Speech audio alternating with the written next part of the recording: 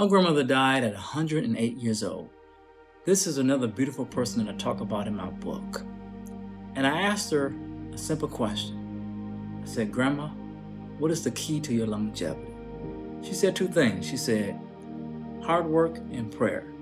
But there's one thing she didn't say that I've noticed, and that was she always seemed to be at peace. She always kept this smile on her face. This is my father's grandmother, so I met her later in life. But I've known her for 20 years, and in these 20 years, I've never seen her get into mess. I've never seen her disrespect anybody. Never seen her throw shade at anybody. She was always a woman that was at peace. It reminds me of a scripture, 3 John 1 and 2, and it says, Beloved, above all things, I pray that you may prosper and be in health, even as your soul prosper.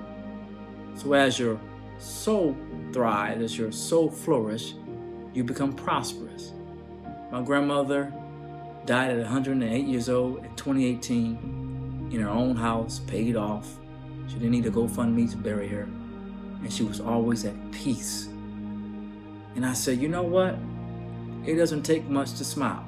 It doesn't cost to smile, right? And I've learned through my grandmother that in order for me to thrive and flourish, that I need to be able to know who I'm associating with.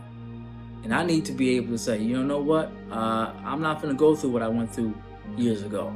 I've been through some situations where people have viciously disrespected me, viciously humiliated me, viciously embarrassed me. And it all played on my mind, got me depressed, got into anxiety. But I've learned to disassociate myself with these individuals, and I've learned to set some boundaries, right? Because I want to be able to prosper in my mind, my will, and my emotion. I want to be able to thrive.